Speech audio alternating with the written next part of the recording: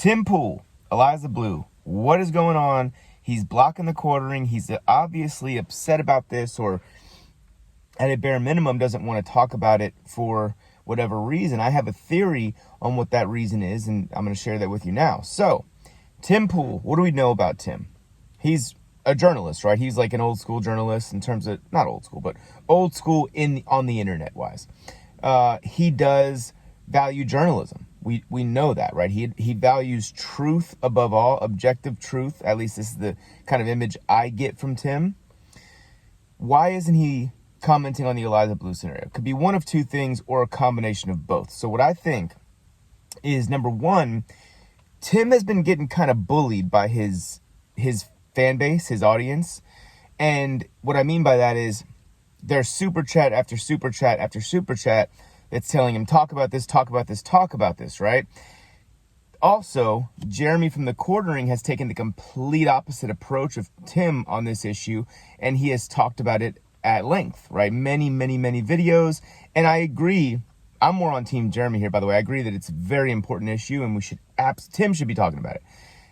But why is Tim not? I think Tim feels, and Tim is very stubborn, I can tell.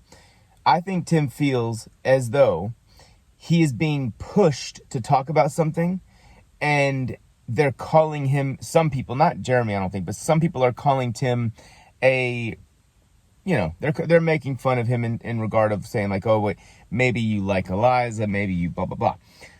What I think it is that he is basically saying, I'm not going to bow down to the mob, or at least this is what Tim is justifying it as. I'm not going to bow down to the mob and talk about this because you guys are bullying me into it. I'm not going to comply. The problem I see with that is this, take away Eliza Bleu, right, as a name. There's a human being out there that is using connections that she has at Twitter to censor other creators. And it's not just even at Twitter at this point. It's also on YouTube and probably other platforms as well. So when you say that, and then you say, Tim, do you care about this issue? I guarantee you, if you remove the name Eliza Bleu, Tim would be all over this issue, just like just like the Quartering is. So that's to me, the frustrating part is like, we know Tim cares about censorship as an overall issue, especially if it were one specific individual manipulating her influence to get censorship of what is publicly, or what was publicly accessible content that was on YouTube for almost 7 years. So I think that is obviously why people are upset. I think Tim has a friendship with Eliza Bleu of his own, sort of, and then he has people that work for him that are actually very close with her. So he's in a position where he was already initially hesitant to talk about it, and then she just was on his show, and then you combine that with now he feels, I think, as though he's being bullied by his audience and by what he believes to be Jeremy's audience, which is actually just his audience on another creator. I think that is why Tim is making sort of a stand, because he's very stubborn. He's like, dude, I'm not going to bow down to the mob. But in reality, what's actually happening is no different, or it's not much different than what happened when like certain platforms censored the Hunter Biden laptop article, or story.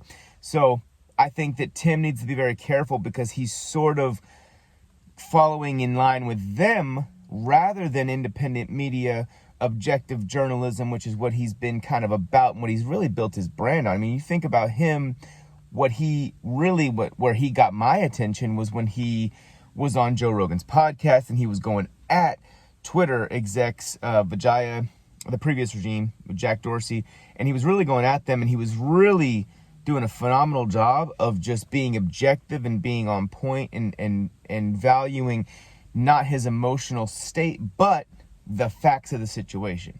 Now, I feel as though he's valuing his emotional state in regards to he feels like he's being bullied by the quote-unquote mob, when really in this situation, it's people that I think care about freedom, and they care about one individual using their connections to obstruct freedom and via big tech. And I think that is why the thing is sort of kind of come to a standstill. Now, there are people that I've seen talk about how like Tim is basically losing his platform or his audience. Dude, just even if you saw 10,000 comments about this on his last live podcast or whatever, like super chats, I don't think that you realize the guy has like 1.5 million subscribers on multiple channels. So combined 4.5 million, maybe 5 million. So he's not in any jeopardy of losing anything of significant value. So I think that for him, he's pretty dug in on the idea that he's not going to be bullied into talking about something that he probably would have talked about if Jeremy had shown up to the podcast. Now, I do agree Jeremy also wasn't invited on his podcast to talk about Eliza Bleu, but I do also think if Jeremy had done his part and shown up, that they would have discussed the Eliza Bleu situation. So it's a weird sort of dynamic there, and I think Tim did misrepresent sort of why Jeremy was coming on the podcast. I think Jeremy clarified and took responsibility for not showing up because he doesn't like to travel. I mean, that's just something he's got to deal with.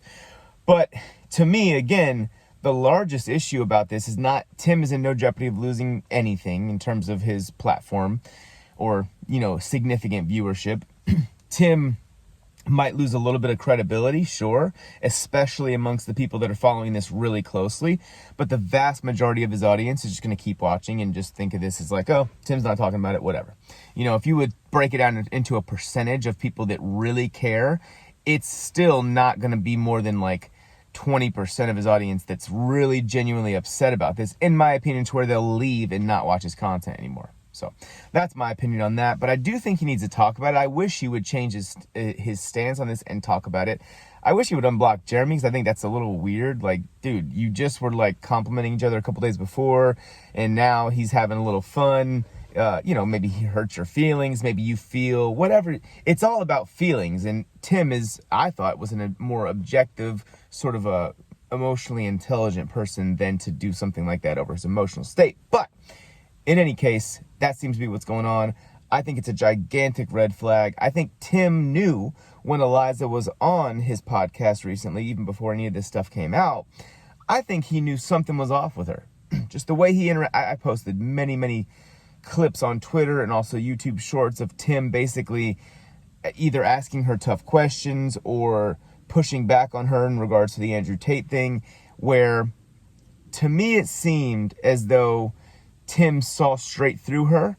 But again, he doesn't want to do anything drastic because his employees are very, very friendly with her. And Eliza seems to be very manipulative in that way, where any circle she infiltrates it in a way where like she almost can really manipulate people very badly. Like, I think that's what she's doing at Twitter.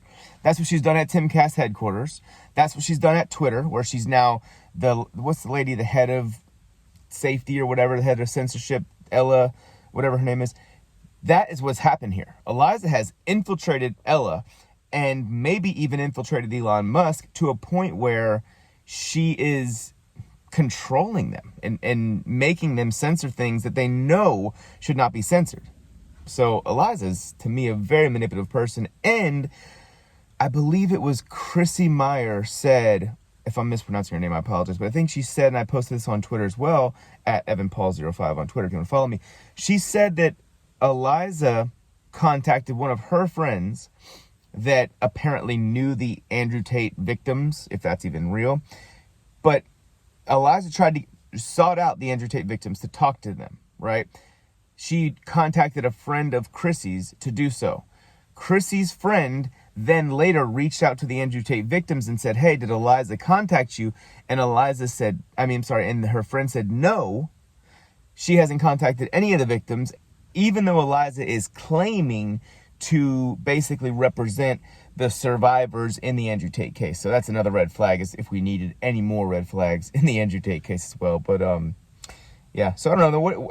That's my take on it. I don't think Tim is in any jeopardy of losing any significant amount of subscribers. I don't think he's going to lose any significant amount of his business revenue or anything of that nature. I do think people are pissed, and I think it's rightfully so. I don't think you should block Jeremy, and I think Eliza's a fraud. So those are my takes. Let me know in the comments what you guys think, and I'll see you in the next video. Later.